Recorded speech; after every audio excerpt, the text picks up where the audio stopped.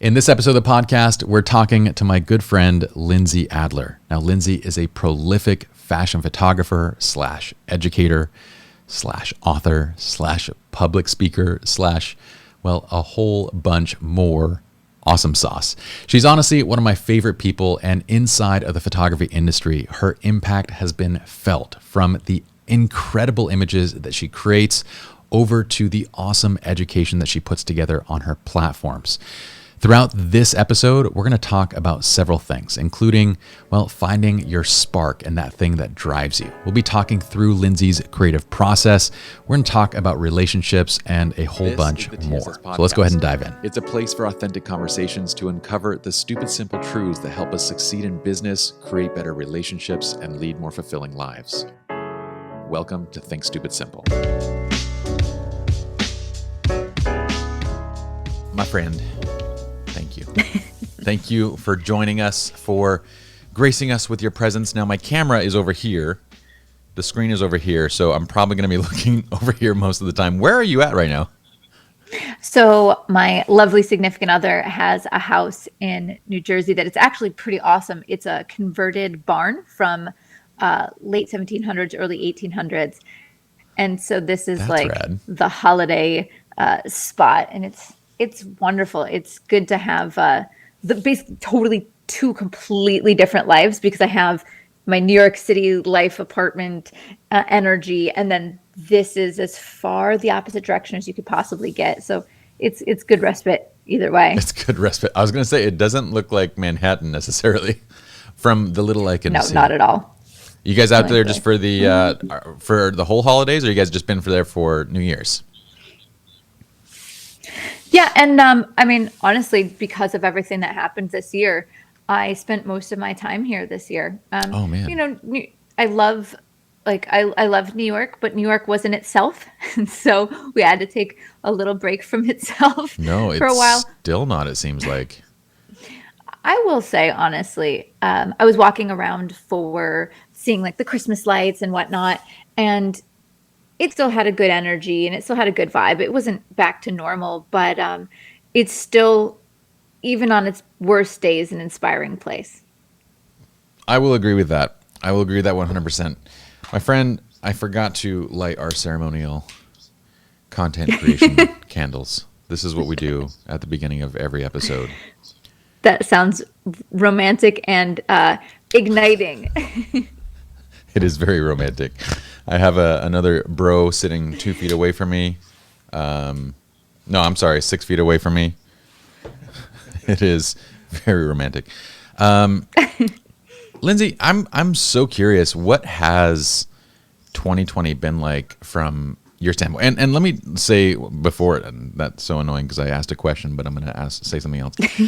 Fine. I will say that there is only one other person on this earth that I personally know of that creates more content than I do. I create a lot, and I'm writing, and that is you. I don't know. There's no way. There is no way. You definitely create more than me. What are you talking about? No, I feel like I see you everywhere. And you're on YouTube. You're on Adorama TV, which is amazing to have you now on Adorama TV as well. Yeah, they're awesome. And then you also teach with Creative Live. You have your own platform. You're constantly shooting. So what has 2020 been like in terms of like this shift? I think there's two questions that are wrapped up in that question. So the first question is business-wise. And then the other question is emotional-wise, and how those two intertwine. Because Tell me. In my life, sometimes often they're one and the same. So when I started off the year, I had, as you do, I definitely set goals and certain things that I want to accomplish. I had one of the very typical goals of certain places I really wanted to travel. Yes. So we started off there. But basically what happened is I did WPPI in end of February, beginning of March. And then my life completely changed, because typically I would say I'm on the road in a given year. I probably do, it's a minimum of 2 flight trips somewhere out and back per month. So 2 actual trip someplace. And sometimes that's overseas, sometimes that's to someplace in the United States. And all of a sudden, I found myself with absolutely no travel. And so I had to figure out what to do with myself. Okay, so this is where it comes into both the business and the personal. The business side of it is, of course, a good portion of my income is related to the public speaking and traveling and whatnot. Yeah. So, of course, I had to figure out what I was going to do business-wise.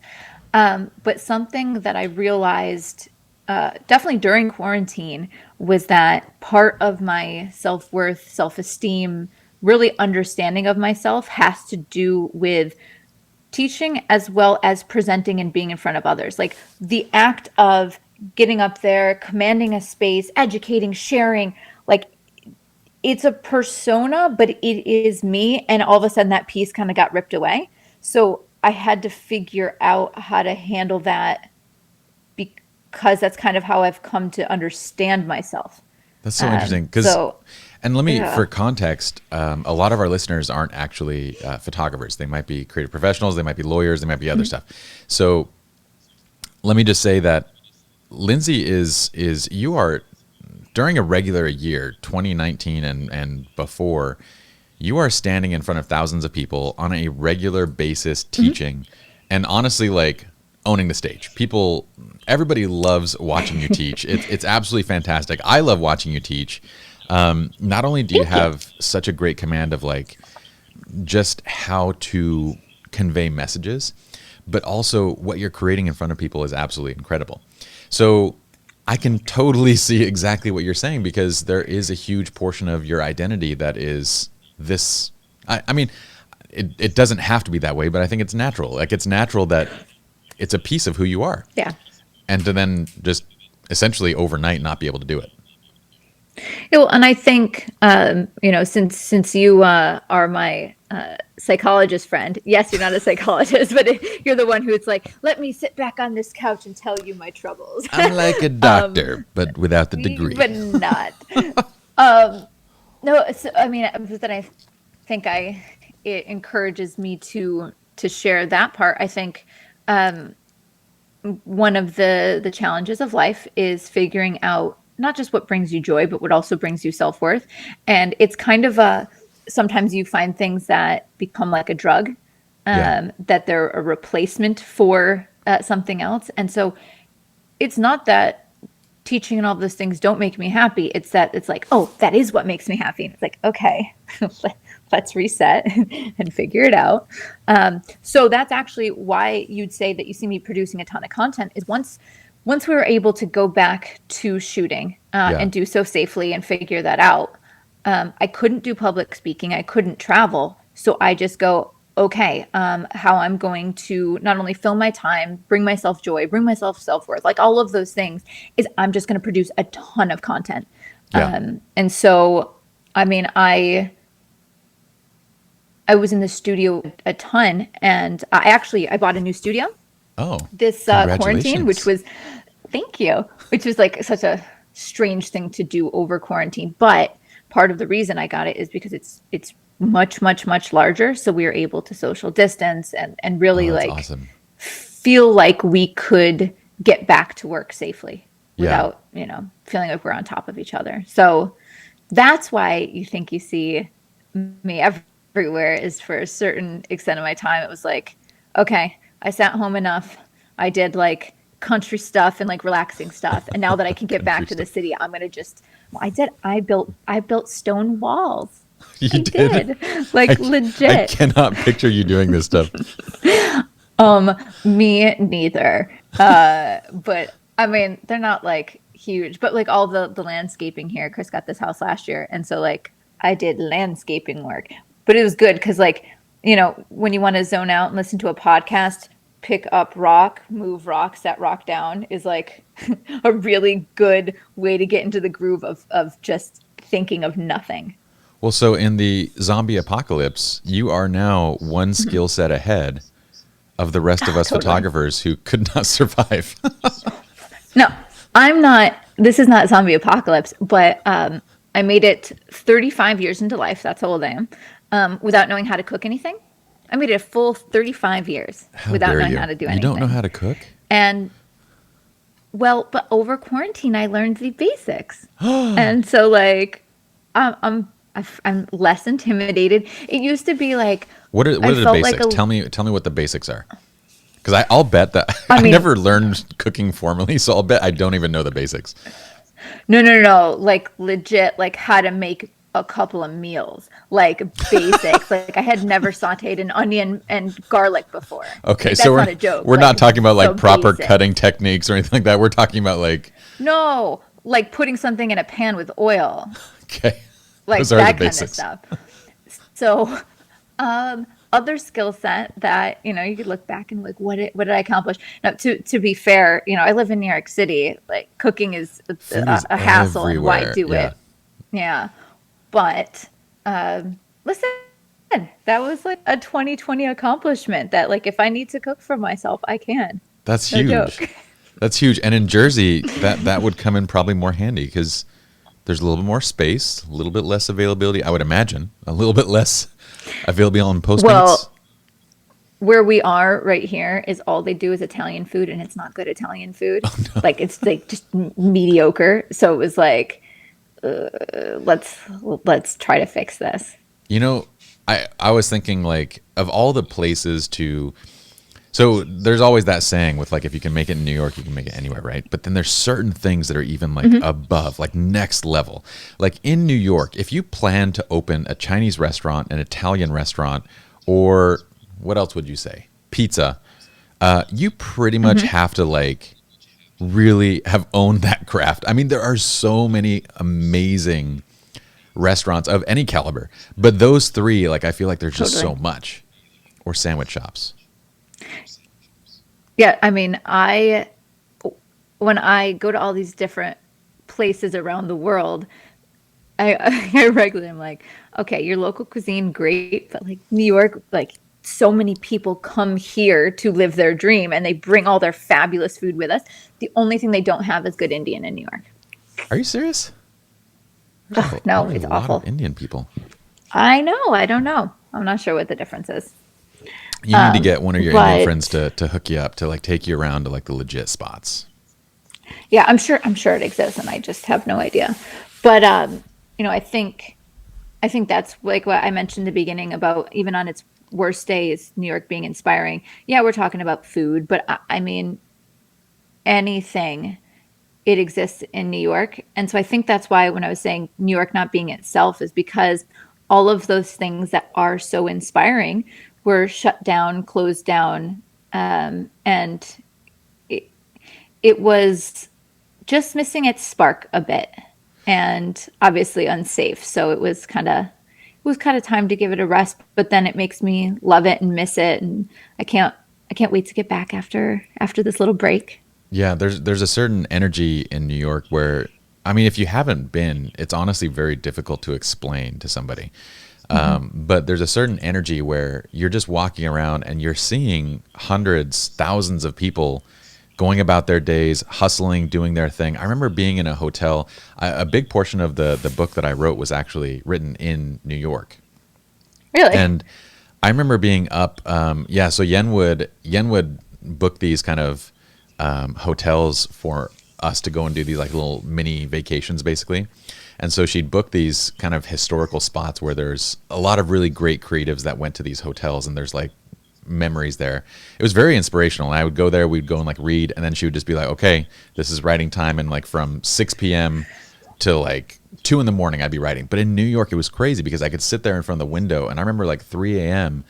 I looked across, and you can see another building with people working, like they're right there working and in their own zones and like doing their thing. I was like, this is so unusual. Every other city shuts down, you know, at very early times, whereas in New York, you can kind of feel like there's always people right there moving and shaking right there with you. Well, and I love my city, and when people say New York is the best city in the world, I of course take issue with that in the sense that I've been to so many other incredible cities, and it's about the personality of that city and how it suits you and For what sure. you're trying to get out of life at that particular time. But I think what the reason that it's been so amazing is there are so many creative people that are at the top of their game that are trying to not just master their craft, but take it to a next level. And I Yeah. see them every day, like every day. No, How is that seriously. not enough energy and drive? And so people ask me all the time, like I'll get questions, where do you come up with your ideas? How do you produce so much? How do you get creative? And I'm like, honestly, it's just surrounding myself with these people. How could you not be? It makes it so I don't even feel like I'm doing any of the work because these people are just feeding me with their energy and their inspiration. And I'm just there as a sponge, and I'm spitting it back out to everybody else. You're 100% spot on. I grew up in a very rural spot of Utah. I mean, Utah is very rural. Like there is no urban Totally. area of Utah. So, but I grew up just outside of Salt Lake and then in Salt Lake, and throughout my kind of young adult years, it was very unusual for me to have entrepreneurial aspirations. Like it's a super interesting place. And again, like you said, there's no right or wrong city. It's more like finding a place that's a match for you and your kind of personality. But there, being entrepreneurial meant that you're basically in the next MLM, multi-level marketing. Oh God. Yeah. Utah is like Yeah. ground zero for multi-level marketing. So anytime somebody comes up to you and is like, hey, I got this idea for a business, you just kind of roll your eyes and you're like, oh my gosh, are you going to invite me over to your home with 7 other people and tell me about this business model? But if I would tell people like, yeah, I want to start up a business, that's exactly what they would think. And it's almost frowned upon to be an entrepreneur. And you're kind of an oddball when you have aspirations that are beyond going and working for somebody out of college. So coming to LA, it was like kind of like opening up that, okay, finally there are people around me that want the same things. Finally, there are people around me that are motivated, that are creative, that are willing to do and grind and work towards their dreams. And I gotta say, like, it is very difficult and almost depressing to live in a place like that, like Salt Lake City, when Sure. you kind of go against the grain. You know what I mean? Like you either end up following the grain or you end up fighting against it really hard to maintain. So it makes a huge difference where you live. Well, I think this is one of the great benefits of what has happened with online communities is people can find like-minded individuals that even if they feel like they are abandoned on an island in the middle of God knows what place, they'll find other people that they can connect with, that they can help drive one another. And I don't like that. Yes, there were forums and some things, but 15 years ago, the types of communities that exist and the way you can connect with people, it wasn't the same. True. And And thank so you there's for saying 15 years ago, because it was actually 20, but I appreciate that very much. Very kind of you. Well, yeah, I mean, I think I really started teaching about 15 years You ago. It's started kind of 15. when I, Okay. so related to what you're talking about with being a business owner. So I feel like our experiences were different in that I found photography early, and I knew it's what I wanted to do very, very early. But I also always had an equal, maybe not even equal, but like symbiotic love of entrepreneurship Yeah. from age 15. Like I I felt that owning a business, nurturing a business, coming up with ideas, even just the idea of making money was another version of creativity. And I don't think many people think of business like that. I think they think of it as dry and like you with your accounting degree and That is gross. very dry. They That is think super of dry. they think of that freaking miserable, to be honest. That was like my only class I didn't excel at in school was accounting. I didn't just not excel. I like freaking bombed. It was terrible. But I think that that's what people think of when you think of business. But it it is absolutely a creative outlet for me. For sure. It's identifying problems, finding solutions, figuring out how to communicate those and deliver, and putting all of the pieces together. And so, when I think of creatives, I don't just think of artists as, okay, you have to be a photographer, a painter. I think that you can be a creative business person. I would agree. I don't think think many you can people think of it that way. you can be a creative accountant, Lindsay. It's not necessarily a good thing. Well, creative accounting puts you into jail. You can be creative at anything. Totally. Yeah. No, okay. I So would hopefully agree. this is not his business advice to go be creative in accounting. I will always asterisk my accounting advice. No, I feel like you can be. I agree 100%. As I've met many creative lawyers, I met one lawyer who he works for this firm, and he was like, I'm actually going to bring him onto the podcast at some point. But he's a friend of ours. He works for this really prestigious firm, and he goes, one of my partners, his only job is just to sit in a room and to brainstorm, basically like the what would it be, like the crux, the linchpin, the hook of a legal case. He wants to like just brainstorm the hook of a legal case in a way that would, it's essentially marketing. It's legal marketing in a way that would translate to the jury. So he's like, all I do is sit in a room and figure out what is the hook, what is the basic premise that this jury would understand. And I'm like, that's marketing. That's not law.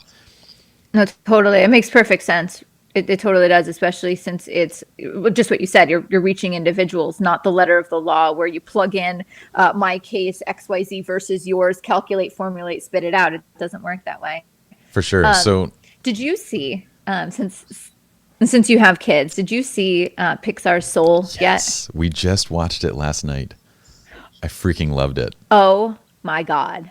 I freaking loved it. Okay, so as we're going through this, if anyone hasn't seen it, I mean, it doesn't give anything away. You have to watch it. It's wonderful. But fundamentally, it's talking about people needing a spark in life, and the passion, but also just the desire to live and enjoy life is the spark. And so as I think of all of these things, and you're talking about people with unique jobs, like I keep revisiting that movie. It was phenomenal. And there's this one part that getting all emotional. I cried twice. But there was we one all part. did, don't How about the negative self-talk monsters? Yes. Like the self-doubt monsters. I've never seen anything communicate these ideas that we have as adults talk about often or are aware of in a way that children, without knowing what it is, will instantly understand. It was brilliant, and I'm obsessed. No, Pixar they are writing geniuses for that. Like, they build so many adult messages into their, like, so when an adult watches it, it's so fascinating and so true and so accurate. And yet you look at your kids, and I have 4 of them. Well, 3 of them actually know what's going on. 1 is a newborn. But you look at the kids and like, they're just having a ball and they get it. And you're like, no other no other team of writers writes messages that translate to both adults and children better than Pixar. I can't think of it. Anthony, can you think of a single one? I can't think of one. Can you think of one, Lindsay? No, nothing. I don't even think anything touches it. And so we watched that, and then we went and watched Inside Out, which I like Soul better, but Inside Out, when the point is like, you can't have joy without sorrow. And it was like, ah. I will say there's one Japanese studio that does, I would say, is comparable as their version of Pixar, Studio Ghibli. Oh, Ghibli. Yeah. They're good, but like, I even feel like Studio Ghibli's, they're not as, I want to say like Pixar is more mass market, like mass audience, whereas Studio Ghibli does more like nuanced, they're very niche kind of stuff. Yeah, they're very specific to Japan, for sure. But I agree that they're really good as well. Okay, so I am super curious about, speaking of like kind of inspiration, those kind of things, which, by the way, my lovely fiance and partner said hello, and she loves you. So Hi. Tell her hi. Yen. And thank you. Lindsay's saying hi to you. But I last night I was like, she goes, who's on the podcast tomorrow? I go, Lindsay's first. And she goes, Lindsay who? I go, Lindsay Adler. She goes, oh my gosh, Lindsay's going to be on the podcast? She's like my favorite. And so she puts you and Sue Bryce into this category of untouchables, which every time she sees my work, she's like, "It's okay," but like Sue and Lindsay, they're good. Like they're actually like, this is my life. That is brutal. So, but the crazy part is, can you actually pull up some of Lindsay's work, Anthony? The crazy part, yeah, maybe go to her. Your Instagram is probably one of the better spots to see all the new stuff. Yeah. Yeah, that's good. In looking at your work from my side, I know what's involved in these shoots and developing and designing and all this kind of stuff. It's crazy to me how many ideas and concepts you are shooting and putting out. So I'm very curious, like, how do you, first of all, inspiration, and then going to the planning and the shooting side, like walk me through this process. How do you get so many ideas? Sure. I think there are so many different ways that I get inspiration, but I actually, and I don't mean this to sound out of touch with other people's struggles, but I find it difficult to not be inspired because I am constantly looking at things that I can build off of. And so maybe it's a Pixar movie. I watched Mank, the movie, the other day, which was like the lighting and the blocking and the compositions it's meant to look like an old movie. It was incredible. I surround myself with artists that are constantly producing and feeding me ideas. I follow talented artists on Instagram. So I think it's the fact that I curate in my life the ability to be surrounded by things that give me ideas. And, you know, if you look at my Instagram feed, okay, yeah, there's some puppies and stuff in there. But for the most part, and I don't even mean my Instagram feed, my Instagram, like, explore page. What I'm surrounding myself with is hairstylists, makeup artists, illustrators, it's graphic designers, it's costume designers, it's all of those things. And so I put myself in a position to be surrounded by people that give me ideas. So when it comes to actually shooting, I kind of have a system that I use for myself. So every single month, no matter what, I shoot two, at least, it might be more, but a minimum of two creative play days where there's no agenda. So there's no client, there's no paid work, there's no goals, like, you know, just above and beyond the act of creating. Yeah. And so what I do is I aim to create at least 6 different shots in that day. That's kind of what I would consider, like, I feel like I produced for the day. And is this a full day? When you say a day, is that 8 hours? Or, and Anthony, if you can't pull it up, we'll just edit it in. So don't worry about pulling it up. We'll just edit in her. There might be a little bit of technical issues while I figure this out, but keep going. I'll put it in it. No, just don't worry about it. Like, we'll just cut it in after the fact. Cool. Yeah. So when you say a day, is that 8 hours, or is that how much time is that? All right, so I'll give you a walkthrough of the day. So fundamentally, we show up somewhere maybe around 8:15, 8:30 in the morning, and we start setting up. Hair and makeup arrives 8:45. Models between 9 and 9:15, and then I will shoot 2 to 3 models throughout the day, and so we usually wrap somewhere around 7 p.m. Wow. Okay. So it is way more than 8 hours. Yeah, those are intense days. And yeah, and my goal is for these models. And so what I usually do is I start off with a standard shot, a safe shot, a shot that makes everyone happy. Like, there's not creativity involved, but it's just beautiful, timeless. So more natural hair and makeup, clean black and white. Maybe it's window light, maybe it's one light. Just something that everyone goes, okay, that's a beautiful image. Just not profound, but beautiful. And then every model gets one of those. And then I try to do 2 other shots. One shot is just something maybe where we're trying out, maybe it's new lighting that I wanted to experiment with, or a different makeup look or something. And then the third shot is like, let's go crazy. Like, let's really push ourselves and do something out of the ordinary. And I usually present my team with like maybe 3 ideas that I want to do. 3 things like, oh, hey, I really want to do this like 1970s look with star filters, and like I've never shot lime green. Let's see what that looks like, or whatever.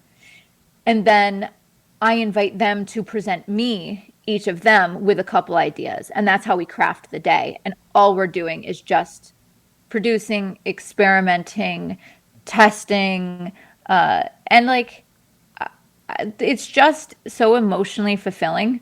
It's one of those things that I emotionally can justify it, but also that's what feeds the beast of my social media, so I can post almost every day after I do, those 2 days of shoots. So, okay. So in flipping through this, you have 350,000 people follow you on Instagram. You have your own platforms, not to mention the other platforms that you utilize. And these are just a few of the images that we're seeing. So the images are absolutely incredible. But from what you just said, I feel like there's so many important lessons there to be had. Number one, you've been shooting for longer than I have. You've been shooting 15 years. How long have you been shooting for? So I picked up a camera like 21 years ago. I started a business 20 years ago, but I was a kid. And so I've been like seriously shooting and as a professional for 15. For 15 years. So one of the things that I think about is kind of you're at the top of the game. I mean, in the world of fashion, your name is right up there. And I would put you in the top 10 category of these fashion photographers around the world. And thanks. What's crazy to me is that you've been doing it 15 years, and those from the outside that are looking in who are wanting to break into the industry, they're wanting to become, and it's not even just photography in general. It's really any endeavor whatsoever. You look at the people that are at the top of their craft, and you just said that you are setting up basically full day, 12, 14-hour shoots twice a month. And I think that's, like you said, that's your minimum, because I see you shooting more than that. So twice a month, every other week, you're out doing this just for yourself. Then you have your client shoots, then you have other commissions, you have everything else that you're working on. So when someone tells me like they want to do something, I always look at it and go, okay, this is a person that's at the top of their game. They're 15 years deep and they're still doing 1-2 shoots every single week. They're spending 20 hours honing their craft a week. You're not going to be able to compete with 3 hours here and there. You know what I mean? Mm-hmm. Yep. I agree completely. It's, I think the 10,000 hour thing where, they say it's 10,000 hours to master your craft. I think it's 10,000 hours to master each part of this craft. I think it's 10,000 for the lighting and 10,000 for the posing. One of the things that keeps me driving is, especially in the age of social media, there are so many brilliant photographers out there that you realize nonstop that you will never know everything, achieve everything. Like there's no end point. For sure. I think. And I think that some people might think that's discouraging, but I think that means that you just keep going. I also think photographers in general, I mean, let's go back to our 15 years ago. How much better is the average photographer, like working photographer now than 15 years ago because of the education, inspiration available to them? Oh, dramatically. I just think the average person is dramatic. Quality and style and totally. 100%. And so I think it's like, the rising tide, like it definitely feels like that. I feel like we're all getting better. I mean, you take the average, like decent working fashion photographer now and plunk them in 20 years ago and their skill set is far superior. Yeah. One of the things, go back to Lindsay's website for just a second, because one of the things that I think you've done very well, and just kind of slowly scroll through here, Anthony, you have, so going back to this 10,000 hour idea, you yourself have however many tens of thousands of hours in each of these different realms. Mm-hmm. But what you've also done is for each of these shoots, it feels like you have brought in a team that has 10,000 hours in their own realms when it comes to makeup, it comes to wardrobe, when it comes to the model themselves and the experience they have, when it comes to retouching. So you've kind of put together these teams of masters that are behind this incredible body of work that you have. It's very special to look at. Thank you. I don't know. I'm sorry. I'm lost just staring at them now. It's for sure true. But I also think people love to take a cop out of why their work doesn't look like XYZ, they'll say, okay, well, your models are better, your hair and makeup is better, I can't do that, like, you have access to these things. And I just think it's the biggest cop out ever, because where do you think I started? Yeah. Like, I started photographing my classmates. I worked with a hair and makeup artist around the corner at the hair and makeup salon. Some of these people I continued to work with, and we grew together. We put together our 10,000 hours as collaborative effort. And then other times I would find artists that I would reach out to that would help jump me up in quality. If it were up to me to create the work, when I look at these people that do the hair, the makeup, the wardrobe, and they're the model. I'm not wired to be able to do that. Some people, I feel as though they have such a complete vision in their head. They know exactly what they're looking for. But I'm not like that, in the sense that I need to plan. And my mantra of things is plan enough so that you put incredible things in front of your lens to be inspired by. And then build from there. And then I can feel from there what's the appropriate lighting, and then what pose is fitting that mood, and all of those things. So I'm just not one of those people that pre-visualizes everything to a T. I plan as much as possible and then try to evolve it to its highest state. So what does that look like in actual practice? So you have a test shoot coming up in, let's say, 2 weeks. What does your planning process look like? How far are you defining a mood board and then kind of letting your stylist run with it? What are you kind of going with? Yeah, so I have a shoot on the 14th, and I already have my mood board going. So awesome. So basically, I have it's just a Google Doc. It's nothing fancy for my team. So I'll reach out and I say, hey, hairstylist, are you available this day? Hey, wardrobe, hey, makeup, whatnot. And then I will put on there my 3 loosely defined concepts. So for example, I know that I want to do something for Valentine's Day. So I will have a shoot, because I'm planning ahead. This is also, even though this is, for the love of it, it's also people share pin like things that are timely. And then, commercial clients are going to look at that next year as they're trying to put together whatever their campaigns are. So strategy. So I have inspiration for Valentine's Day, inspiration for the Pantone color of the year, which is yellow. It's yellow and gray, but yellow. And then I don't remember what my third one was, because I actually put this together a few weeks ago and sent it out to everybody so I get it done before the holiday. So then what I do there is I put inspiration of the types of things that I'm looking for within each of these categories. So I actually plan enough ahead that I've got a friend who's just like insanely talented. Her name is Lori Sun, and she does headpieces and necklaces, and she basically is a designer, but she does a lot of ancillary things, meaning like hats and whatnot.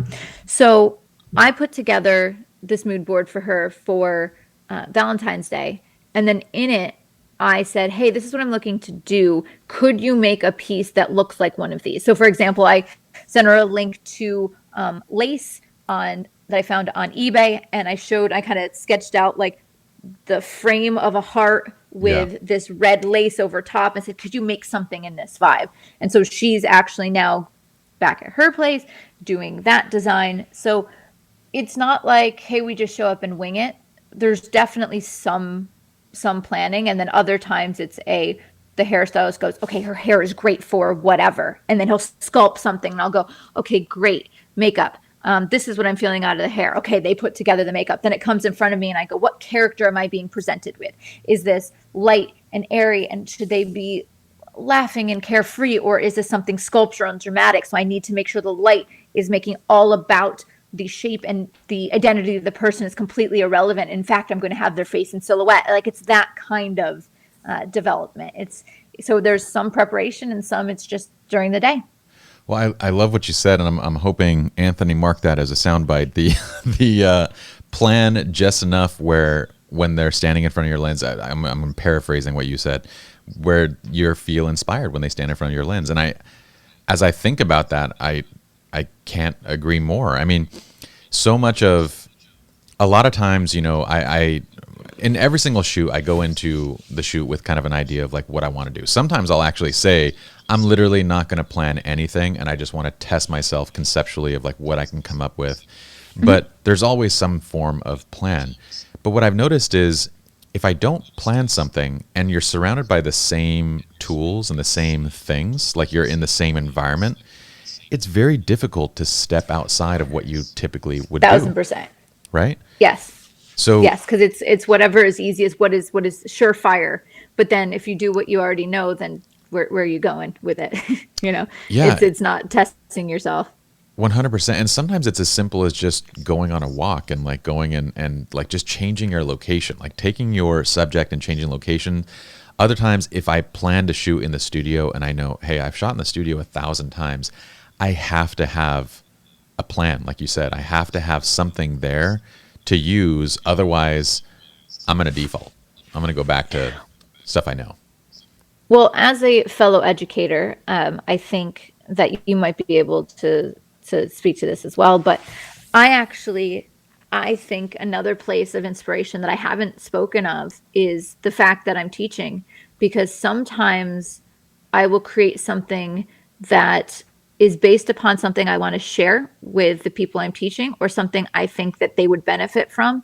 So I actually will start from the desire to share and educate, and then try to create compelling imagery around that. Yeah. So I know I see you do that, because I don't know if they started that way, but some of the images I love of yours are in tutorials, and I'm wondering like, oh, was this shot for clients, or was this shot for the tutorial? Yeah. Like you have the shoots that you did with it was couples portraits, and it was moody for like your preset and toning, like you're toning the images, and like they're moody and romantic, and like a client shoot, or was that for education?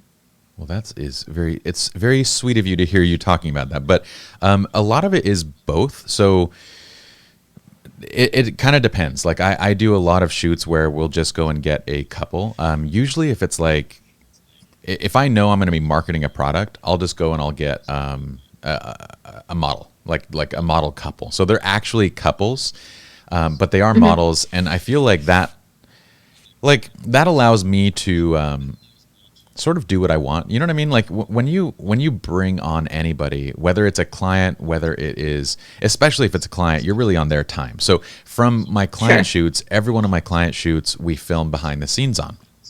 It's a requirement if they book me. Yeah. So if they book me to do their shoot, it's a requirement. So, and it's part of, I think my wedding minimum for 2020 and 2021 was somewhere around 20,000. So if they book a wedding, and they allow, like BTS is required, then we just automatically like knock off $1,000. You know what I mean? So we basically build it in to each of these packages. Cool. But when I'm on client time, I'm doing the things that I know, right? I'm doing the things that I know are going to yield results that they appreciate, that they want, based on what I know about them and who they are. So at best, what we get from those shoots are like kind of little tutorials and things that I can build into YouTube content, like, talking head pieces where I can come here and say, okay, I'm going to explain this. And then we cut to those shoots and show what it was. If I know I just need to teach and create content, then it's always models, because they're on my dime now. It's my agenda. It's, I got to do whatever I want type thing. But every one of my shoots are filmed, and depending on which one you're looking at, it could be actual clients. It could be, if you notice I'm not teaching there, if I'm not teaching on location, then it's always, that's a paying client.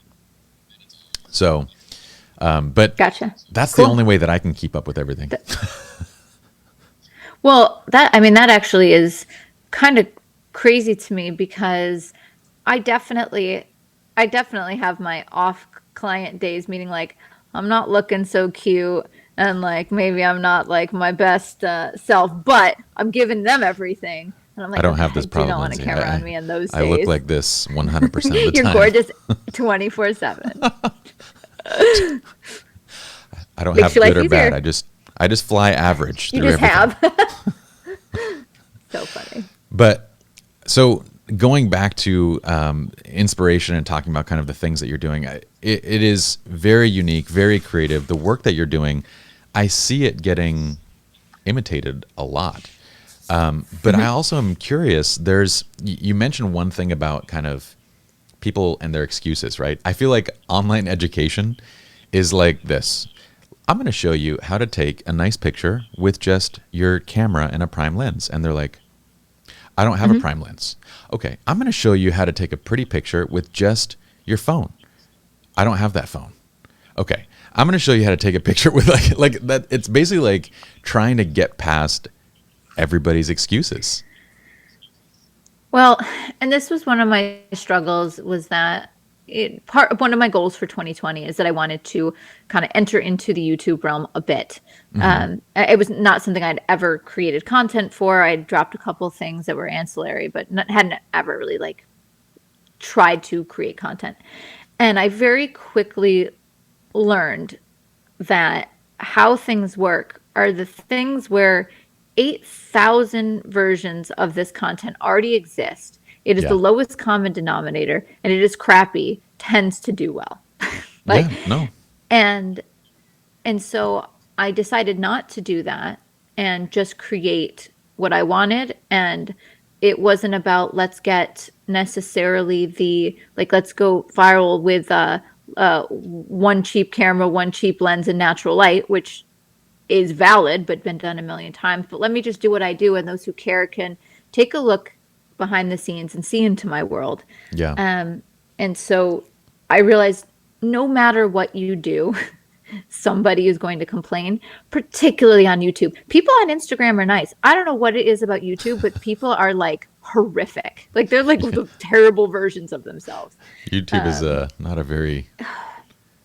Yeah, the interactions on YouTube.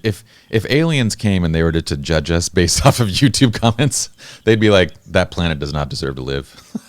No, yeah. So I think that's when I see the people that succeed.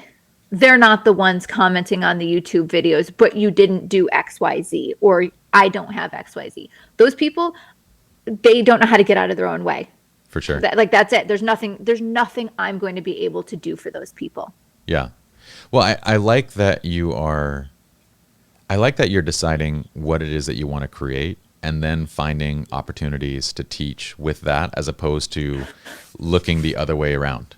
Because totally, honestly,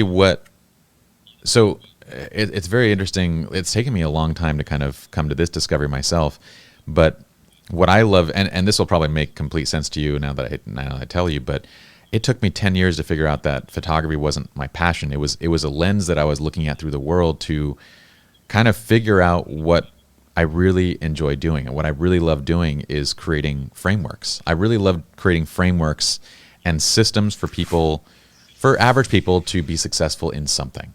And so as I've kind of leaned into that, I feel like everything's gotten better. Like as I've kind of taken the lens off and said, look, this doesn't have to be photography. This is really in general everything. And that's kind of how our education has been too, is it's sales, it's business, it's communication, it's posing, it's lighting, it's all the different pieces that go into running a business. And then I realized it's not even just this, it extends beyond this, and hence the purpose of writing a book outside of photography. But that is my lens now that I view the world. And so when I go to create a piece of content, I do exactly what you said. I look at essentially what is relatable.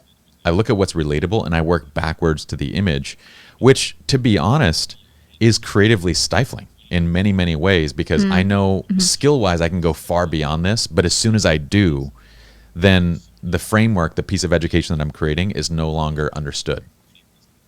But I have to be okay with it. Well, yeah, no, totally. And I think it applies to many things in life. If I think about what I do and what my skill sets are, there are probably other ways I could make more money or be more successful. But I really, really like what I do, and I think you're incredibly successful. Craft. Yeah, but I mean, like, you know, if I wanted to play I feel like if I wanted to, for example, I'm picking this as an example, like play the YouTube game. Yeah. Like I could do that, but I wouldn't be making images that I care about, that I'm passionate about. And the same thing. So like we both create content for Adorama TV. Part of the reason I agreed to it and I loved it is because the topic they let me speak on is inside fashion and beauty photography. So I basically create something I enjoy, work back and share how I did it. And so it's just, I get fulfilled by what I'm sharing, and then hope because I'm fulfilled, it is reaching people. I don't know. I'm very happy with what I was able to craft around the the relationship between my teaching and image making. Like I'm definitely super happy with it. Now I want to say something about your frameworks. Okay. Do you have this, or can you make it for me? I need a framework for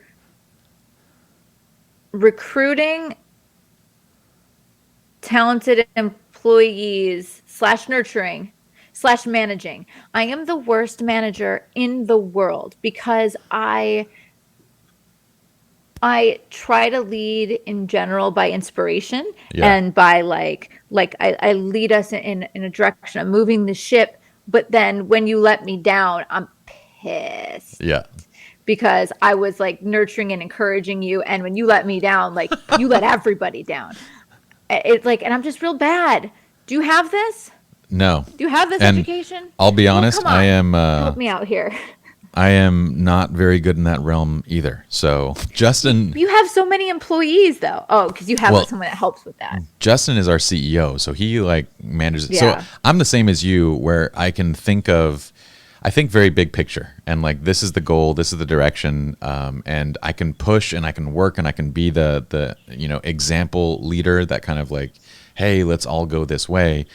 But I get really frustrated with day-to-day nitty-gritty management. Like I don't same. like it. Yeah. So is your solution is work with someone who does that for you? Like, is this something that can be like, it can be improved? I went online trying to look for, and so I'm like a third of the way through your book. Maybe the relationships things will help improve this. But when I'm looking online about like being a better manager, and none of it seemed applicable to me as a small business owner with just a couple of employees that are core. Yeah. It just seemed more like you're working for a corporation managing, and like. So sure. this get your CEO to help with this, and that be his next book, okay? Well, so I would say this, in my own core team. So there's certain things that I look for above. So Anthony is part of my core team. Mike is part of my core team. So when it comes to the people that I work directly with, I look backwards at their skill sets. So I actually look towards the things that are most difficult to. Like, what are the things that essentially annoy me the most? And that is, no, totally. That's kind of the way that I operate. So the things that annoy me the most is when somebody is not like self-starting. Like if I have to tell you what to do, that's a massive issue. If I have to, keep you consistent, that's a massive issue. So I look backwards because like the other stuff, like let's say at the far side of, let's say what Anthony does, I'm gonna use Anthony as an example. So Anthony, you can feel uncomfortable or chime in or whatever you want to do. But the technical side of what Anthony does is editing. But to be honest, I can teach you how to shoot. I can teach you how to edit. I can point you towards a million resources. That is the easiest thing for me to give you. So when we look for a team member, we're generally looking for essentially self-starting, attitude, every other piece first. And then bring them on and saying, okay, if there's technical holes, we're okay with that. Because those are the easiest pieces to fill in, where I think most people hire based on technical expertise first.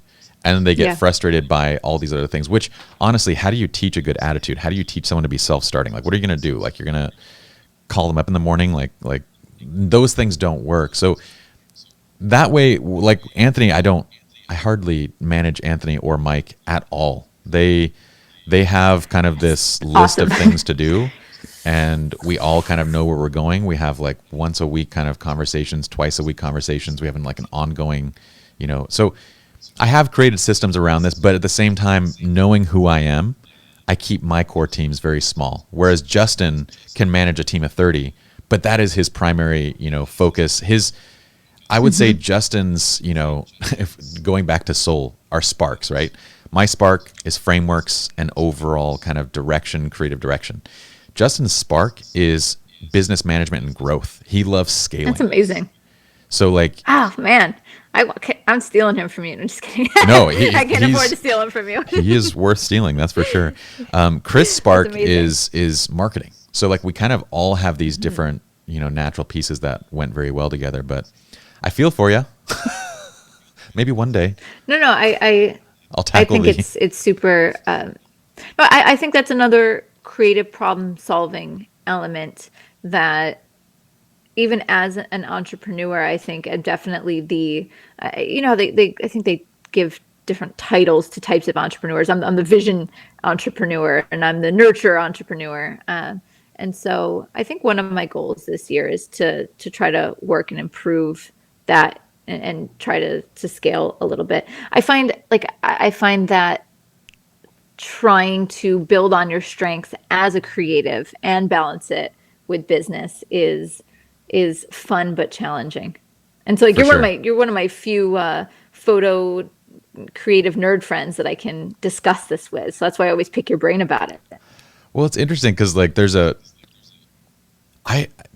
I have a hard time with this. I feel like everybody should work on, weaknesses. Like you turn weaknesses into strengths. I generally believe that, but at the same time, I also believe that you have to build the business around your personal values and like who you are. Mm-hmm. So for you to, I think if you were to put yourself in a managerial role, I think that would really stifle your creativity, your desire to do it, like all those things. So you mentioned earlier, should I just hire? And I would say, yeah, if you're at the point where, hey, look, I could put out 2 times as much if I had somebody managing the day-to-day, then that's exactly what you should do. And then find the person that is self-started and believes in your mission and all those things. Yeah, and that's one of the early business, like the pieces of business advice that I give photographers is what happens is when photography transfers from a hobby over to potentially a career, to a job, you get so excited to actually be making money that you want to hold on to that money. You're like, thank God I finally have this, rather than reinvesting into your business. And so I think the reason I was able to get a pretty stable, strong business off the ground so quickly is because as soon as I had money, I put it back into things I didn't like to do. So whether it's hiring a retoucher, maybe it was to make me more efficient, or it was someone to do my bookkeeping and accounting because I was so terrible at it, or you name it. I wasn't trying to hoard my money saying, thank God I finally have it. It's like, if I put it back in, I'll have more later. Oh, and I'll be a heck of a lot happier. And so that was one of the things I figured out early on, thank God. That's not easy, to be honest, because the starving artist mentality is real. Like we all, if you're an artist and you're successful and you're self-made, then you very well know the days of budgeting $2 a meal. You know the days of whether you're going to make rent or not. You know the days of what it's like to live off your savings. And credit cards. Yeah. And so when you, credit cards, don't know those, bad Lindsay. Well, you're fine. You're doing fine. Well, it was money on and then paid off each month, but it was, okay. It was crazy. But so it's hard to get past that. Even when these big jobs come through and you're making good money, it's hard to work past the starving artist mentality of like saving everything. And that's honestly one of the biggest limiters for a lot of entrepreneurs is they can't get themselves past that place. So I agree completely. And realizing, and trying to get your head around the numbers. So like when I bought my studio this year, at what point is increasing, let's say, the monthly cost of that space? And this is the challenge, right? So that the monthly cost of the space went up 25%, but now it's going to be equity. You're going to have an asset. Is it worth it? Or is that jump an overburdening overhead that is going to stifle you because you won't be able to make decisions without worrying about this fee you have to pay? Like, for sure. Yeah. Crazy. But I think buying your own space was a very smart decision. That was one of our best decisions. We bought our building that we own now, and which is in a great place too. It's in a great spot. And it's appreciated significantly. Like those kind of areas I think are absolutely, as long as you're making a good decision, in terms of like the location, in terms of it's not going to be too much overhead, the amount that it's essentially a saving account, like you're tucking away a good portion of your rent into this Yes. equity. And then you Yep. hope that it also appreciates in value. And at the end of a few years, it becomes a significant piece of your wealth. So I think that's incredibly wise of you to do. Well, my goal is to do what I love, create what I love, share what I love, take that money and put it into the 2 properties I own. And then when I'm ready to retire, there you go. There you go. You know what the other thing I feel like early entrepreneurs really struggle with is good hiring decisions. I see so many entrepreneurs get to the point where they are, and maybe it's not just good hiring decisions, it's good investment decisions in general. But when you're hiring somebody, you're investing in somebody else, right? And I would say we made this mistake too. Our early mistakes included hiring people that were unqualified, paying them too much, and then letting them stay too long. So Yeah. you want to bring on friends, you want to help these people out. But in so many cases, it was like, and I see people all around me making the same mistakes. I have a friend that hired an employee who is completely unqualified. Honestly, I feel like it was too soon. The person is unqualified, and now he has this burden of like paying her each month. And I'm like, I don't think she's doing. And then when I found out how much she's getting paid, I was like, man, that's a lot, dude. That's a qualified person stepping into that role that takes on everything. Totally. I think a lot of this overlaps with content in your book about relationships. Does it? In that, it's feeling that you owe something to this person, or you want to help them, and then feeling trapped, and you don't take on the responsibility of, guess what, you made that decision, it's going to hurt, but you better cut your losses sooner rather than later. And like, I've hired significant others before, like as an employee, and then wanted to shoot myself in the head. So we had a conversation about that, actually. Yeah, so there's definitely that as well. Well, there was one year, this was about 5 years ago, that and I try to think of linchpin moments in my life, turning points, whatever you want to call them. And about 5 years ago, I ended some relationships. I don't just mean relationship. There was like romantic, but there's also friendship and business. And I ended one, and all of a sudden, a lot of anxiety went away, and a lot of stress and a lot of burden. And then I got rid of another one, and I got rid of another one. I caught like 4 people. It was like boom, boom, boom. And it like made such a huge difference in my happiness and my success, because these people were just dragging me to the bottom. And I think that was probably the biggest mistake of, and like your 20s, like you make lots of mistakes, but biggest mistakes in my 20s is nurturing and holding on to relationships when they needed to be gone a lot sooner. And again, business and romantic and like all of it. So, when I was younger, I wanted everyone to like me, and I wanted to be everybody's friend. And I wanted to cherish relationships, but now I think I'm much more free and just ending it when it needs to be ended. And it's definitely for the better, for my sanity and for me moving forward. It doesn't mean I'm mean. I know when something's not working for me anymore. And I think if I would have figured that out earlier, it would have helped me on my path more pleasantly. We were friends, like I would say acquaintances back then, like 5 years ago. So it was probably a year or two after that we actually got to know each other better. But I've been watching your career since I started as well. And what's crazy is that period was a huge turning point, a visible turning point from the outside, where you were successful before, but after that point, you kind of exploded. And I think it had much to do with, as you're saying this, it's like all that energy that's used up in these toxic relationships, that's used to just maintain this status quo. When you cut those things away, that energy is now diverted. Now I can say, I'm going to put that toward my business. And it's so much time and it's so much energy. You can put it towards your business, towards your craft, towards your own personal fulfillment. So it's been crazy. Like you have You've taken success and then you've 10x'd it over the last 5 years.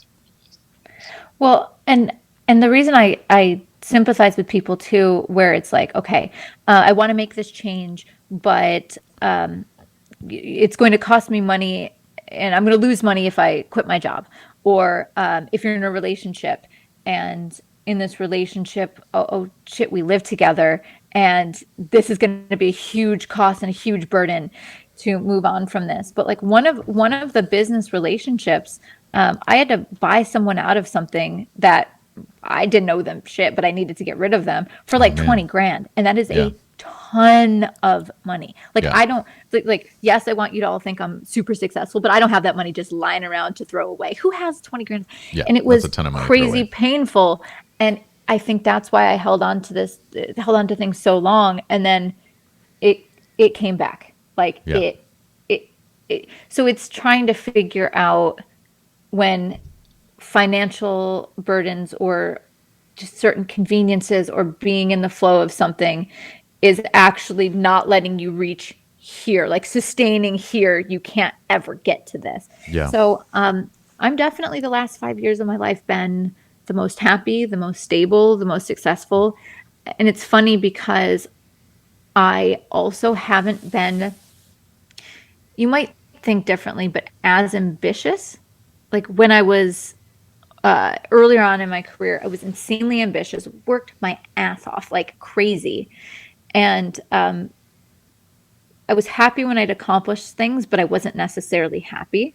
And so when I finally got to just a really stable sense of self and career, I was like, I'm just going to keep doing this. It doesn't mean I won't move forward, but like, let's just hold on to this, do more of this. I always thought that pure ambition and growth for the sake of it was the only way to go. And I feel like, yes, obviously each year you want to grow in some way, but I feel good, and I don't need to feel like I'm sprinting up that hill. It's an interesting thing, right? Because I was probably I was in a I don't want to say anything, overtly negative on this podcast. So I'm just going to say I was in a very bad marriage for the both of us for 15 years.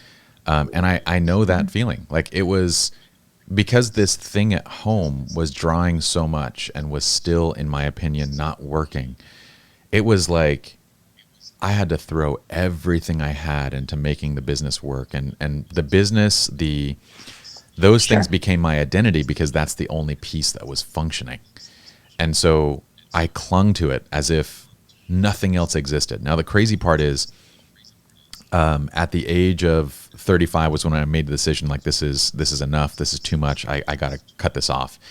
And it cost me dearly. Like we're talking. Totally. It's weird how the concept that I use in the book is called resistance, right? And I say, when you resist these small truths, whether it's a bad hire, whether it's a bad relationship, whatever it is, they snowball.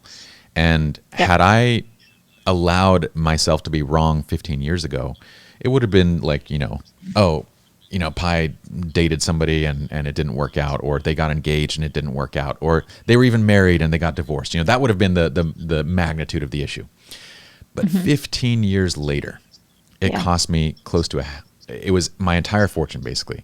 Close to $1 million in cash, a house, everything that I had to give everything just to retain my ownership in my own business. So just to be able to, and then on top of that, I was paying, alimony, child support, and everything. So to buy back my business, and then to be able to start again, support my ex and the kids, it cost everything. And I was like, that's insane. That what was a small life mistake, if you let it snowball, turns into your entire fortune 15 years from now.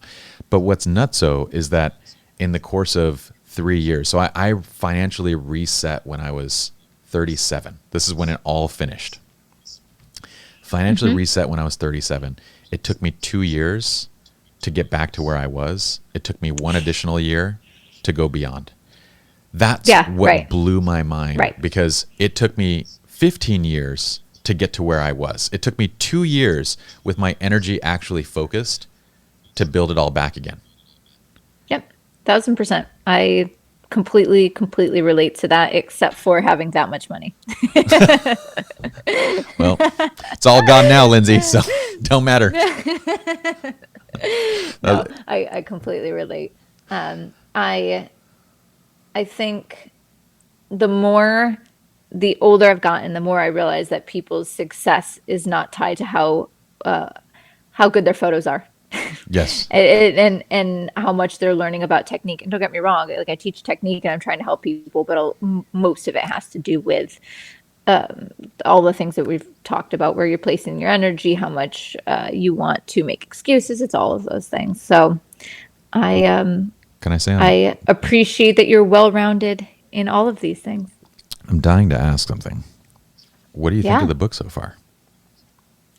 Well, so it's funny because recently in my life, I found it useful to put names on things I've experienced, Okay. if that makes sense. Yes, So where tell there's me. bad situations, being able to go, oh, okay, that was narcissistic personality abuse, like that kind of thing. Yes. And so for the third of the way in, it's funny because I'm in a really good, healthy relationship.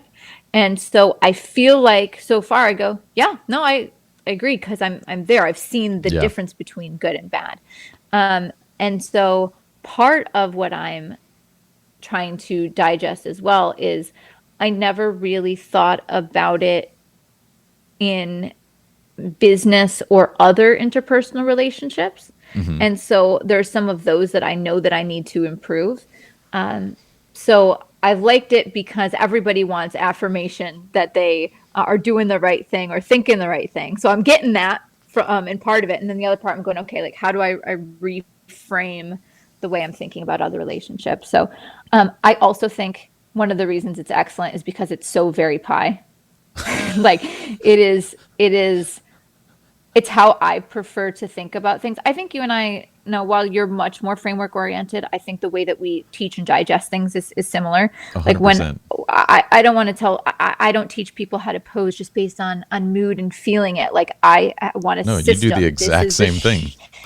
Yeah. And so when I see this, it's personally how I like to learn and digest things. So it makes it really easy to read, really easy to digest, because it feels as though it's written for me and how I need to have things presented to me. Also, and this is not to characterize men and women in one way or another, but in my relationships, I'll get emotional, where when I get emotional, it's not that it's hysterical, it's that things kind of just I can't process things clearly. Yeah. So it's good to be able to analyze when the emotional moment is not here, it's over there, and then there's a system to look at it, if that makes sense. Like it is pointless when I'm upset for me to have any sort of emotional or relationship discussions whatsoever. It is pointless for me. So it's good to have that system to look at it when I don't need it right then, if that makes sense. For sure. That's generally, Yeah. I remember someone told me actually that you shouldn't make, this is one of the more effective psychologists that I had met with. She was saying, don't make any important decisions when you're in a state of halt. And I was like, what is halt? And she goes, hungry, angry, lonely, or tired. She's like, any important life decisions when you're in one of those places is generally going to be skewed by, whatever it is that you're feeling. Totally. But that's really interesting. And hunger still gets me. Hunger, it's legit, dude. Like still gets me. It does. It's totally legit. I have my very healthy relationship. If it's anything that we argue about, it's when I'm hungry. We know this. I mean, if you go to the grocery store when you're hungry, just look at the decisions that we all make. It is not a good idea. So totally. One of the basic arguments and premises of the book was that all relationships are identical. This is kind of like, after having studied so many, I got to this place where I was like, this is stupid. Why is everybody focusing on romantic relationships and not attaching the fact that all these things are identical? And it's okay to disagree. It's okay to have wild and out there opinions and thoughts on this podcast. You tell me what you think. But you and Chris have something that, at least from everything that I know and from what I see and from seeing your happiness, it's incredibly healthy. What did you think when you read that piece, that all these relationships, you take intimacy away and the intensity of the relationship away, and you essentially have an identical framework across the board? Well, so that's what I'm parsing through and working through, is like there's one relationship that I have in my life that feels broken. That's an important relationship. Yeah. And it feels more like dating, even though it's a work relationship. It feels like a romantic relationship without the intimacy part, because it's been so long. And so I that's why I find it so useful, and I'm working on it. We're gonna Tell talk me what again. this means. What does that mean? It feels like a platonic romantic relate. Yeah, because it's business, but it gets emotional. Like with do you respect me? Do you value what I value? It's like it's that kind of thing. So the arguments aren't over like, are you tardy? Are you on time? Are you know what I mean? Yeah. Any issues are based in the same arguments that I've had in other relationships, even like jealousy. Okay. Like, are you going to get rid of me and hire someone else for XYZ? You know what I mean? It's like, That's interesting. So it's very similar. It's a relationship that's drawing a lot of emotional energy then, as if it were. That makes sense. Yeah. So that's why I'm like, I definitely have never put the thought into it in this way. It's more been like, I'm the effing boss. Yeah. And I'm not, I don't feel that I'm out of my, I'm doing anything wrong. But then that comes back to was it point number 2, about like, all right, it's a relationship.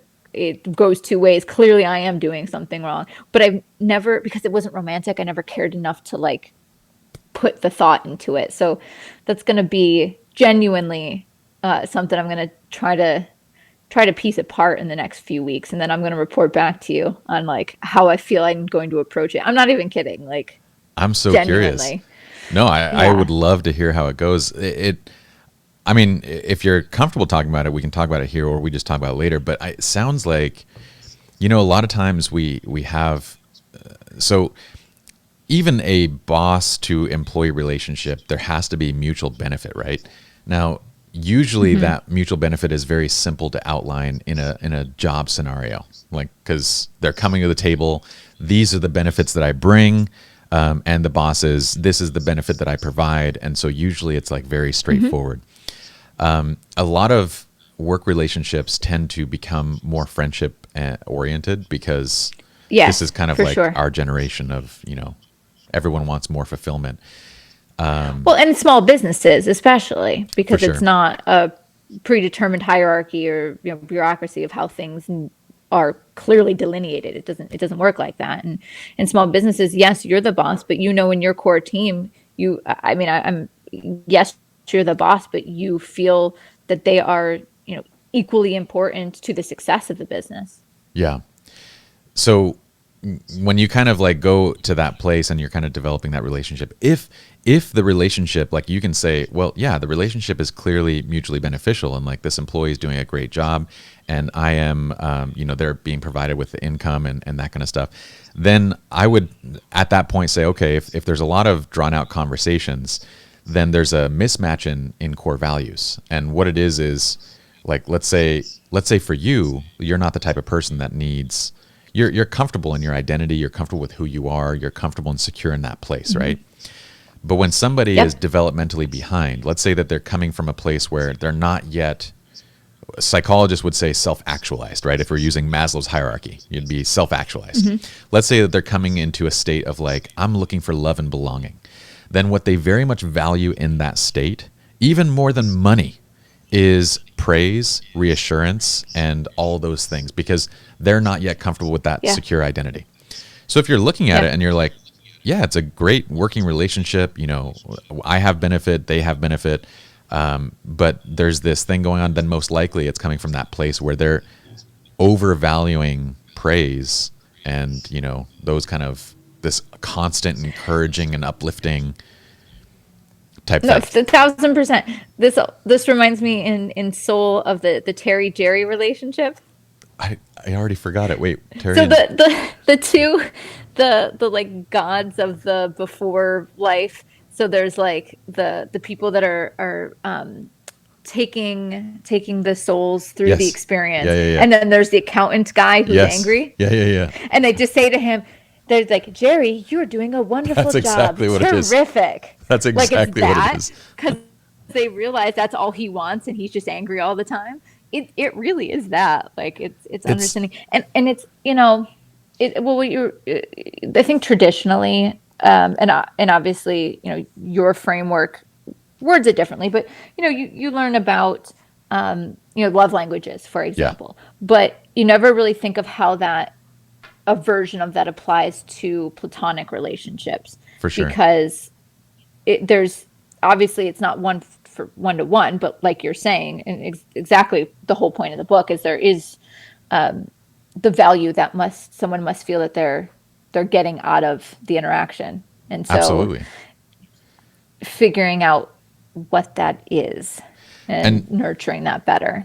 You know what my issue with and if you look at the relationship and you're like, you know what, there isn't mutual benefit, then that's just one that you obviously like cut off and you say you're done with. But if there is, then that's where you look to. But my issue with I loved Love Languages as a book, and I actually referenced it a few times. But one of my issues was I teach from the standpoint of core values, because if you understand somebody's core values, first of all, people have multiple love languages. And so I feel like when you put these into 5, you're kind of saying, well, pick the one that matters most. Well, honestly, most people operate on all those levels. But if you don't understand their core values, then still knowing their love language, you can't really do much. Like, let's say, for example, Lindsay, if you love gifts, right? But you can love gifts for 2 entirely different reasons. Let's say one of your core values on one side is you appreciate thoughtful gestures. Like you're kind and you think of others, and so you value when others think of you, right? And on the other side, let's say that a core value is luxury. Like I want to live in a comfortable and luxurious kind of lifestyle. That is the thing that you value. So you can look at gifts and say, these 2 different values, just because I give you a gift doesn't mean that I'm speaking your love language, because there's 2 different underlying values. Right. On the thoughtful side, I could make you an album that has like our photographs, and that would make you over the moon. But if I give you a Louis Vuitton purse, you'd be like, what the hell is this? I don't want this. And reverse it. So it didn't make sense to me to speak about love languages from that standpoint. It made more sense to say, what is the core value that drives somebody? Because if I know that you appreciate thoughtful gestures, then even when it comes to quality time, I'm going to say, Lindsay, I know that you love this. Let's go and do this thing. Because, and that, knowing the value helps to determine every single way that you interact with somebody. Totally. And I think that also, I mean, understanding how much your core values need to line up and how different they can be and still respect them. Yeah. Because some people's core values, if you tell me it's XYZ, okay, I appreciate that for you as a person. Your life journey could have gotten you there, but I cannot relate. And I just, for sure, I'm not going to be able to understand that. And I think that the more you realize it with different people, it doesn't necessarily make them bad. It just makes them not your people.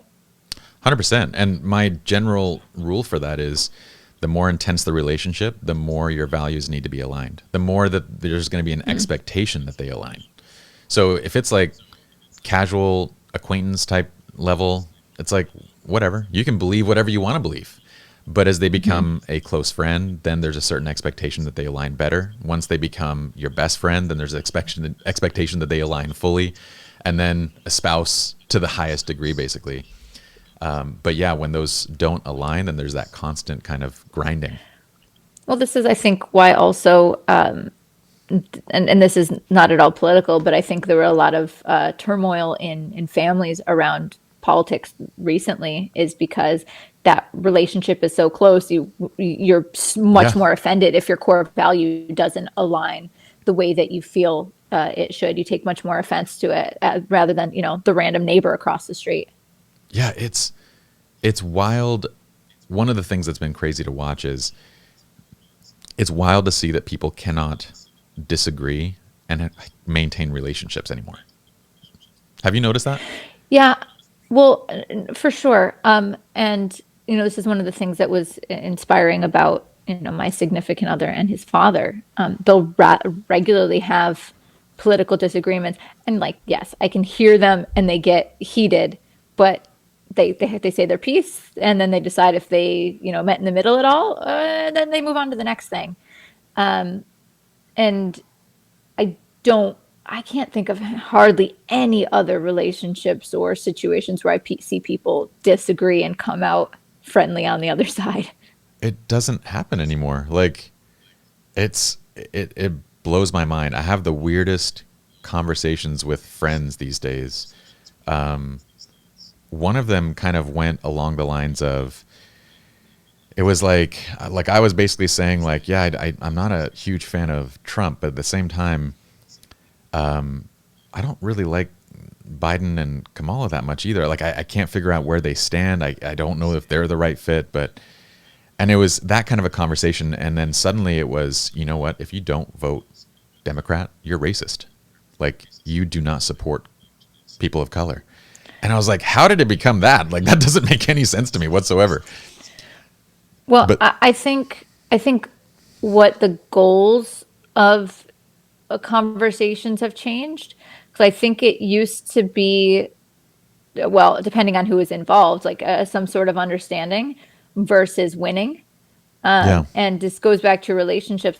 I've been in relationships where every disagreement we had, I felt as though I was trying to come to an understanding, and that they were trying to beat me into submission, in the argument.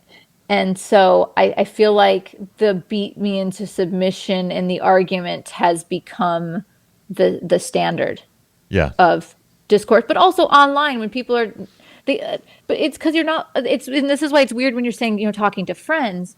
I feel like the behavior and expectations of how people behave online is into regular interactions with people.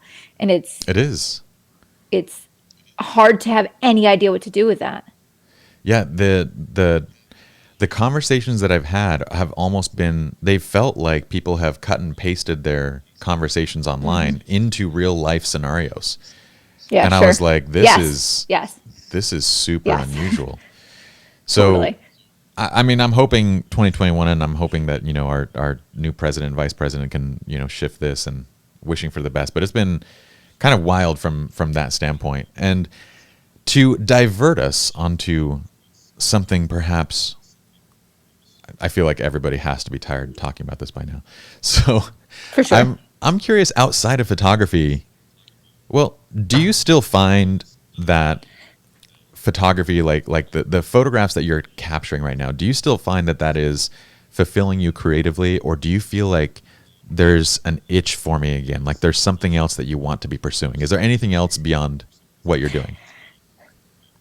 It's a funny question, because I see a lot of photographers and other artists that have these other creative outlets and other ways that they're flexing their vision of the world. And I don't, and I don't feel compelled to, in so much as photography is definitely my way of expressing my creative vision. My business is that. And I'd say the biggest extent is that, my significant other and I, we've bought a couple properties in the last few years. And so interior design is the closest thing. Yeah. But not anything that I want to be a major part of my world. Now, there was a interview. I don't mean interview. When you're little and they ask you questions of what you're going to do when you grow up, and then they write it down and they put it in whatever, so there was this little Q&A thing of me when I was in, I think, middle school. And one of the things that in this, they said, what do you want to do? And I thought that I wanted to buy and flip / renovate commercial properties. Okay. This is like my little kid thing. When you were younger. When I was younger, and I like the idea of breathing new life into space, but I have no sort of expertise on any of it. I just love creating beautiful things. Yeah. So the real answer to your question is no, like it's photography 100%. And so when I look at people that have other hobbies, other skill sets, oh yeah, children, oh yeah, marriage, all of these other things that they need to pour their energies into, it's something that I partially struggle to relate to because my life is just like live, breathe, eat, sleep, you name it, photography 24/7 or something related to photography and creating. Yeah. I don't know if you realize how fortunate you are to have found that thing when you did. I mean, finding it at the age of 20-ish, that is crazy. Like I kind of feel like it maybe has been 3 years since, like it took this really roundabout way of like, I went and first started teaching about languages, and then I went back to school, finished my degrees, and I went into accounting, and then I became a photographer, and I taught about it. Took this whole process to land at frameworks. That's what I like doing. Yeah. And I'm just a few years into that profession. Whereas, so I feel like those of us that are kind of looking outwards for these creative outlets, and I know a lot of photographers that do, like photography that kind of is what it is for me too. It's like, it's my job, it's what I do, but I look outward for creative expression. It's because we haven't fully matched our, profession with what we personally value. And you found that very early on. How? Yeah. I don't. So I knew that I was going to be a professional photographer when I was 15. What the heck? Like 1,000%. There was no question. That's what I was going to do. You know what I knew when I was 15? That I was going to go home and play Diablo 2. And Diablo 1 at the time. It was a video game. That's what I knew when I was 15. Oh, wow. Yeah. No, Oh, wow. You're a cute nerd. Well, yeah. Okay. But okay. So let's to back this up and to give perspective on it. I was a nerd in school, which I know you were because first of all, in your book, you talk about it because you said your publisher made you. So I saw it. But I was valedictorian in my high school. And so at that point, the thing that drove Wait. me was... Can you be valedictorian and be a nerd? Is that possible, Anthony? I don't think that's possible. Keep going. I'm just going to call BS on that for a little bit. But I like loving learning, loving school, loving all of that. And I think photography was my first introduction to art with systems. Interesting. Okay. So my thought of art, even for, probably a decade into being a photographer, was that art was like, throw paint against the wall and like all this like artsy fartsy stuff that makes no sense. And it's about emotions and feelings. And I didn't like that. That didn't appeal to me. I liked what I liked in school. Like I was, studying something, following a system, writing a good paper, studying this way and getting good grade. Like I liked knowing if I do this, then I achieve XYZ. Yeah. I liked that system. The technical process. Yeah. And so when I found photography, it was the first time that it was the confluence of art, science, system all in one place. Yeah. Because I liked to give me, to age me here, but whatever. It was still film. And I loved the fact that I had to figure out the exposure. Oh yeah, when I added the flash at that distance, guide numbers, like I loved that because it was back to science. Math in school and answers and science. And so I felt like it was the first time where I could be artistic but still speak to the structure that I like out of life. And then my mom, my grandma, and my aunt were all hobbyist photographers. And my mom's mom said she remembered growing up that her father had a darkroom in the house. And so, when I was 12, it was my mom, my aunt, and my grandma, we would all go on little like photo safari walks. So we would go and we would, I'd be photographing a mushroom and grandma would be photographing a tree and mom would be photographing, whatever. And so it just became something that also had a really strong affinity and mental, being mentally tied to the women in my family and spending time with those people. And so I think it suited me as a person, but then also felt like a family thing. And my parents were, and this is, you start off your book talking about how many of us, form our understanding of relationships and life goals and pretty much everything in life from our parents, which is completely true. But I had really good ones.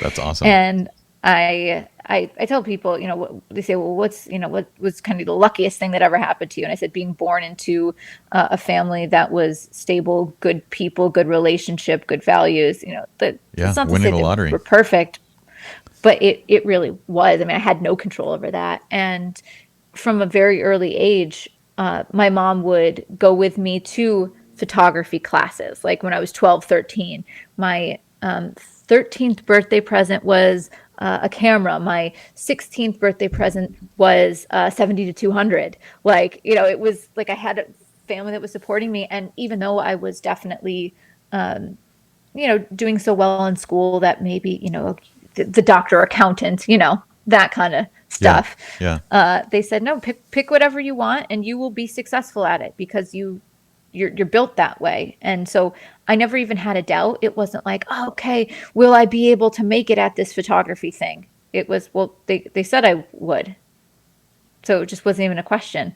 So I think that's kind of my greatest gift is not being forced to doubt myself from the very start. So while as a human, I had a million other doubts about myself, photography wasn't one of them ever.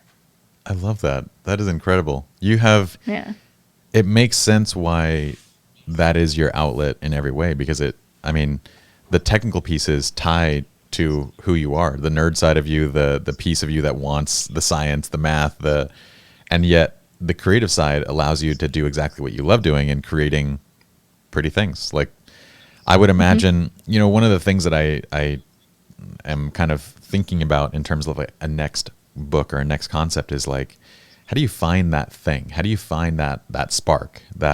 So like soul.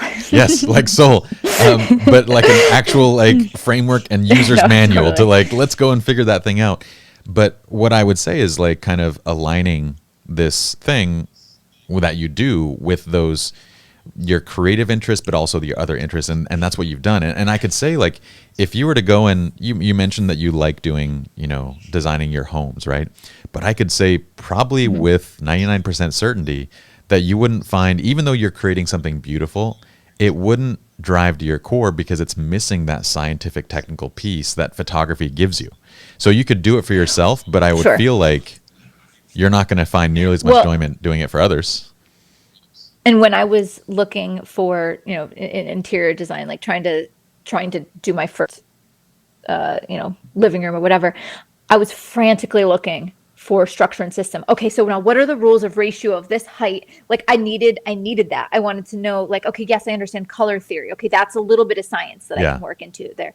But should the textures be mimicking each other or contrasting, and in what ways? And like you're looking I was for looking rules. for these answers. Yeah. I was looking for rules to build my understanding upon, and then was frustrated when I didn't have them. Yeah.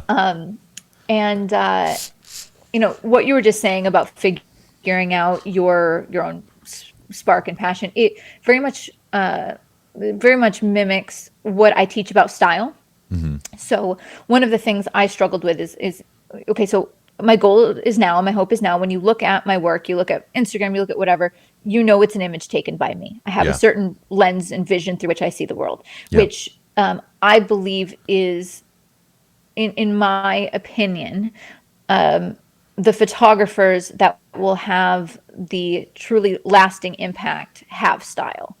The ones that you will remember and the ones that make the greatest influence, culturally and artistically and all of that. So one of the struggles I had was trying to figure out my style because I like to shoot everything. And so I was shooting, I mean, soft and ethereal, and then I would shoot portraits, and then I would shoot landscape, then I would shoot bold and graphic, and then I would shoot, you name it, sexy. Yeah. Like it was just kind of all over the board. And so I think the best case scenario of when somebody succeeds with creating a style is when it is reflective of your values and what speaks to you. So, for example, my significant other, Chris Knight, he loves paintings. He loves Renaissance and Baroque art. He loves a sense of quiet. And Yeah. if you interact with him, it's the same thing. It's a sense of thoughtfulness and quiet, sense of something that draws you in its quietness, like all of these things that I would describe of him. And when you look at his work, you see that instantly. Oh, for sure. Like it's you could use all of those things and figure out something about him. And I think in my work, I like control, structure. I like things that are bold and eye-catching. Like I want to be the center of attention. I want to be eye-catching. I want you to pause and pay attention to me. And I think you see that in my work, but I also think you see my love of control. Every pixel, every frame, the composition is very structured. And so I think the people that are most successful in their art is absolutely reflection of who they are and what they value. And I think that's one of the reasons people struggle is because they don't know who they are and what they value for such a long time. And so some people figure it out early on, and those are the people I think that we call artistic. The people that they're naturally artists, is they perhaps can channel that through their art earlier. But a lot of us that have this artistic calling, but don't necessarily define themselves as artists first and foremost in their lives, it takes longer to get there because we got to figure ourselves out first and then integrate that into the art. That's so fascinating. It's I'm almost, I feel like coming into better understandings of myself and my expectations of just this conversation with you. But yeah, when I look at your work, I could see that developmental process over the past 10 years. Like as you have been posting work, it has evolved to what it is today, where now there is a very distinct look. You could show me a photograph and I know if you've taken it. I know 100%. I know from your usage of first you're extremely technical. There's a level of, like you said, control and perfection in each frame that I've kind of come to expect from your work. There's also the usage and balance of color, as well as shapes. You use a lot of shapes, a lot of lines, a lot of intention in the way that you lead somebody's eye around the frame. And when you combine it all together with your bold and kind of vivid look, it's so distinctly Lindsay. And same with Chris's work. Chris's work is like, I'll see a portrait and I'll go, if this isn't Chris, it's somebody trying to be Chris. Totally. You know what I mean? Like, totally. Like it very much is a reflection of that personality. But as you say this, I kind of like, over the past few years, I've had to come to understand something about myself, which is I am that person that you describe. I don't know that I have necessarily a photographic style. I have several styles that kind of like call to me, several styles that kind of like, and as you're saying it, I'm kind of thinking like, it makes sense. I never really intended to be, I never set out to be a photographer who is known or recognized for the work that I create. I think the work that I create is good, and I'm just being incredibly realistic with my own look. It's like, Lindsay, you're an incredible photographer. You make people like me look like camera owners. I'm good at photography to an extent, and like you said, it's this journey that you never stop learning. But I also recognize that like there's not really any images that I post or capture that are going to change the world. Like they're not going to change the industry, the fashion. They're not going to change, they're not journalistic images. They're not going to change like people's perceptions of things. What I came to realize was that my frameworks and my education is that for me. When people Totally. It's that signature. Like when people look at my education or when they read something, that's where they're going to see me in it, not my photographs. No, and I agree with that. And I will say, I genuinely think you're extremely, extremely good photographer.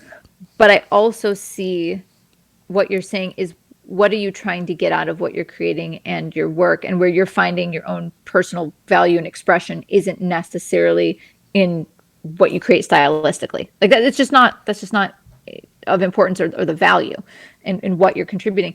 And I think that's one of the things that I was struggling with is how important, like if you watch one of my posing tutorials, the images I'm making aren't necessarily Lindsay images, but then I want to create Lindsay images and show people how to do that.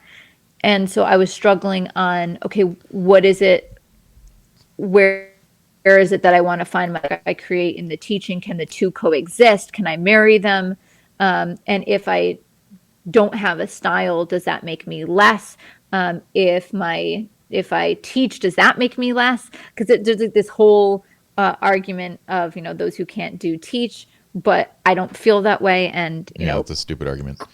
And Chris, for example, gives a good example that when we went to the Rembrandt Museum in Amsterdam, and one of the first things he said is he immediately, upon being successful, had a workshop where he was teaching other artists in his style and in his technique. And so that always made me feel more reassured. But the point of that whole rambling was just it's figuring out which part of this equation is important. And I guess I would say, almost for me, like, what part is more important for legacy? Is it the imitation? Can the two coexist? I know. I think you've done a perfect job of this. Anthony, can you pull up Lindsay's website again? And the reason is I've seen your body of education. Now, in your education, you teach, engagement photographs. You teach, wedding. I've seen you do like wedding stuff. I've seen you do family portraits and all sorts of things. But what I see you doing is you separate those things. You have stay on just her portfolio. In your portfolio, you are through and through fashion, and this is who you are. And so you've kept those two things separate, whereas in your education, like you said, you teach frameworks, and those frameworks can apply to anything. And so you do a great job of being relatable and showing how your frameworks can apply to whatever. But in your photography, you separate the two. If I saw here like engagement photos, that would be weird. Like that that would be like, okay, I'm kind of mixing and matching and not quite sure of what I want to do and who I am. But I think you've done a beautiful job of it. And I would say that I struggled with this until it was probably only in the last 2 years that I had to let go of this notion of, like, I really wanted to create images that would wow photographers. I chased that for a very long time of like, this thing, until I finally let it go. And I was like, you know what? If I want to teach people how to use their phone, I'm going to. If I want to, start up a podcast and write a book, I'm going to. Like, and it was letting go of this. It was weird because I never like set out to do it. But for some reason, when you get grouped into like a group of artists or a group of anything, whether it's lawyers, you kind of take on this aspirational goal that you never had for yourself. I remember the same thing when I was in school, in university, and I was studying accounting. I never wanted to go and become an accountant, but everybody around me was like, did you get an offer? Did you get a job? Did you get this? Are you going to go Big Four? And I was like, man, I'm going to go Big Four. And so I went Big Four, and then I was miserable, and I was like, I hate my life. And so it's odd how we get thrown into these groups of aspirations, and we have to like retrain ourselves to like, it's okay. Like, it's okay to let it go. Well, and when I first moved to New York and was trying to do fashion and make a go at being a real photographer, right?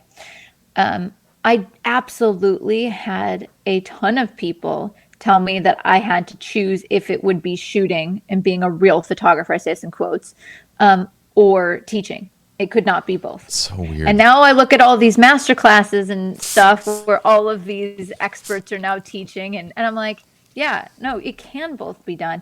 And I can't tell you how many jobs I've gotten in some way, shape, or form related to the teaching. And I didn't teach because like, oh, teaching was easy, or teaching was easy money or whatever. Like, I always enjoyed it. And so why would I cut out one of the things I enjoyed?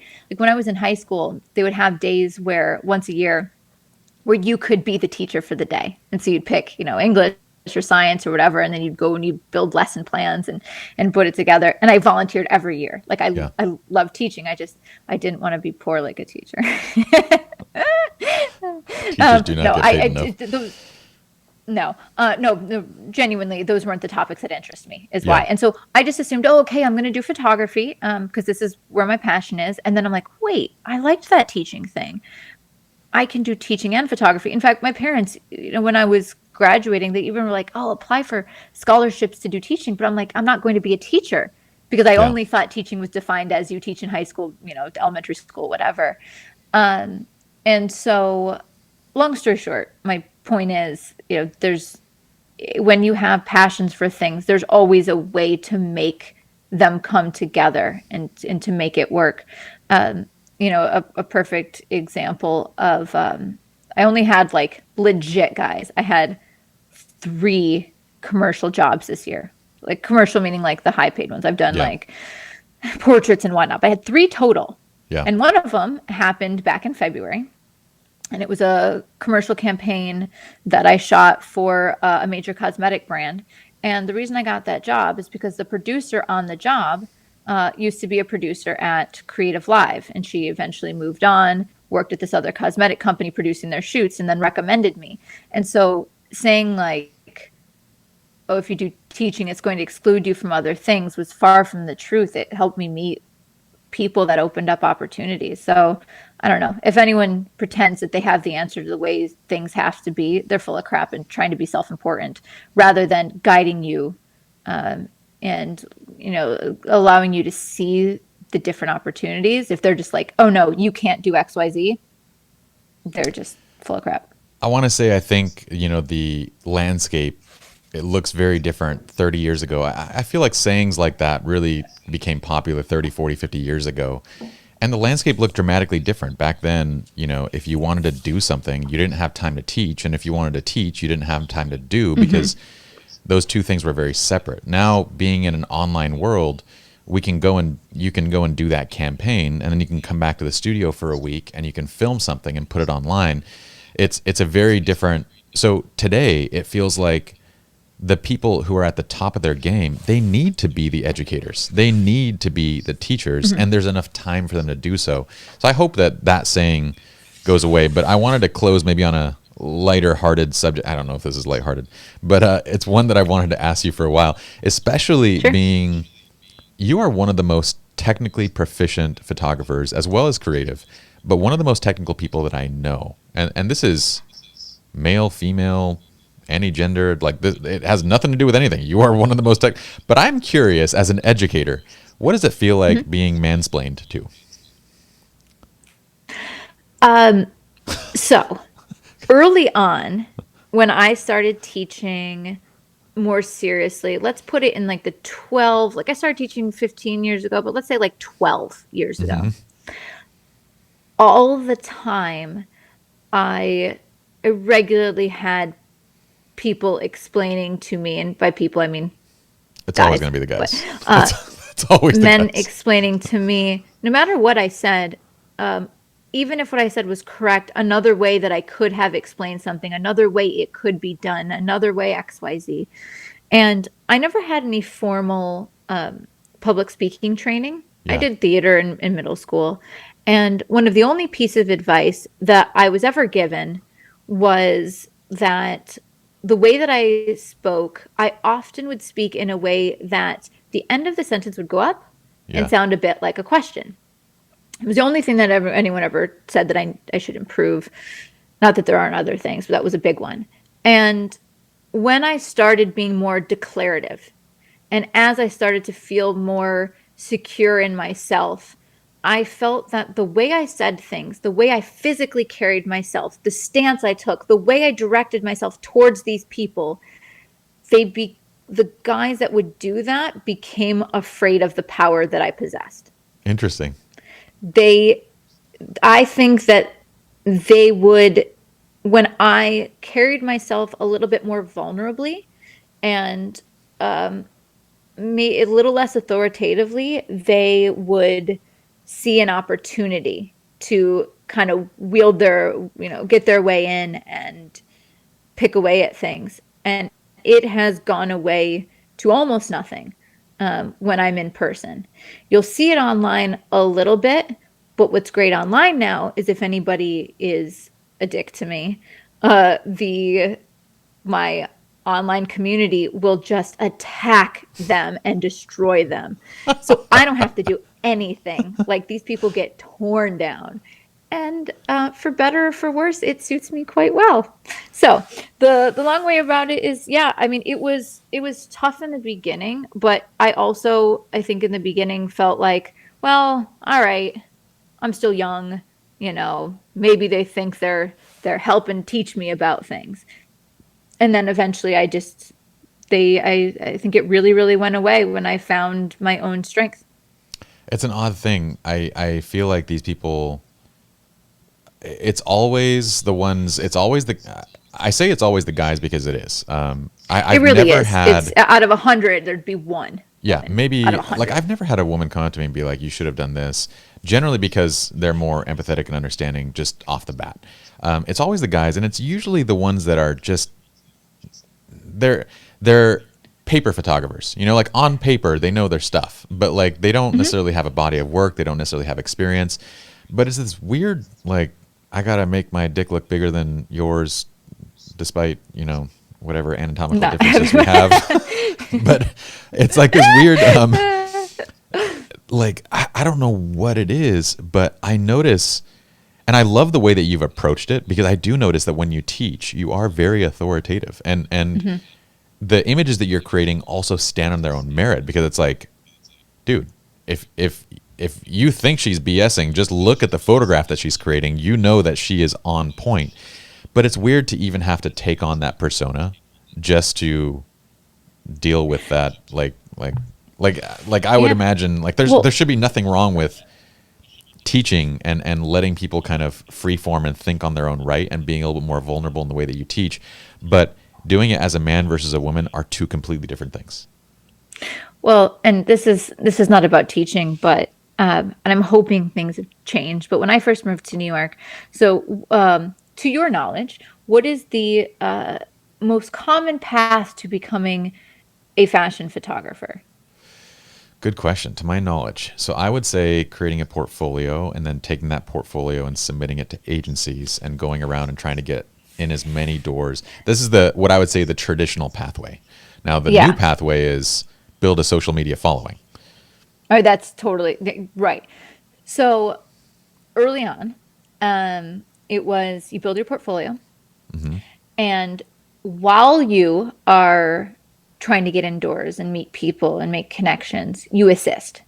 Like, that's you go assist other successful photographers, because you learn how the business runs, and then you learn, you meet people. It's all of that. So when I first moved to New York, I started trying to apply for assisting jobs, and the first, I think it was literally the first 3 that I approached were guys, because it's going to be men in the industry. It's just how it was. Yeah. And one of them told me that he does not hire female photographers because they can't lift what men can lift, and he needs to have the strength on set. So then I was trying to do some digiteching, like managing computer stuff, because that was starting to come into popularity.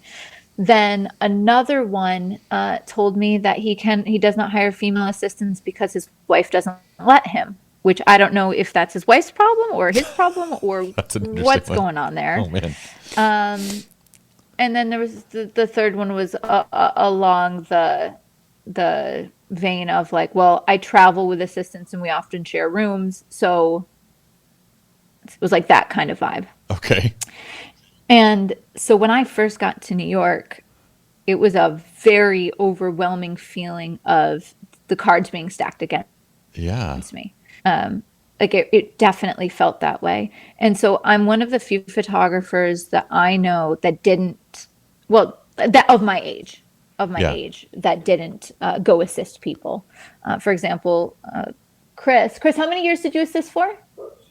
Yeah, so Chris assisted for 2 years for a photographer down in Miami, and the guy shot tons of campaigns and big things, and that's how you learn, etiquette on set, and that's how you learn lighting and the business of it.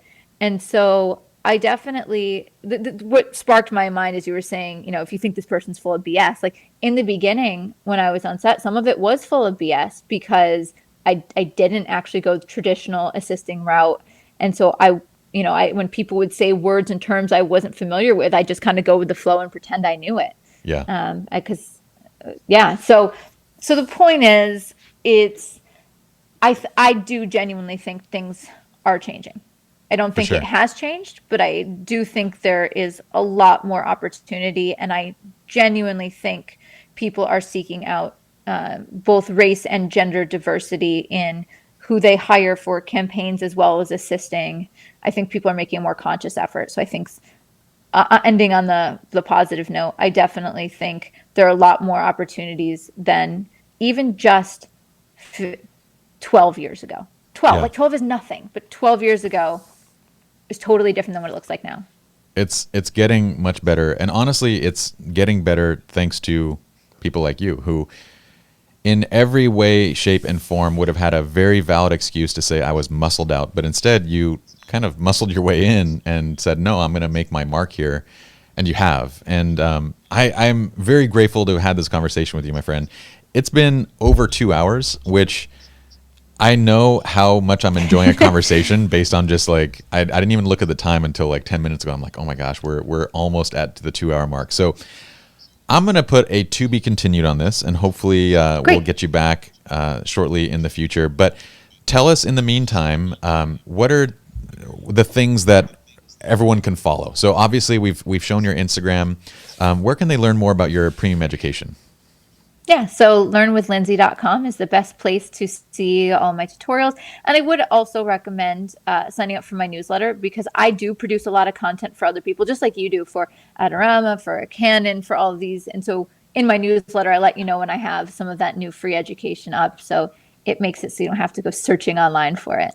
That's awesome. We're going to include the links in the video. And I'm going to say to you all right now that Lindsay is one of the people that I follow and is absolutely one of the educators that you need to follow. You need to jump into her courses.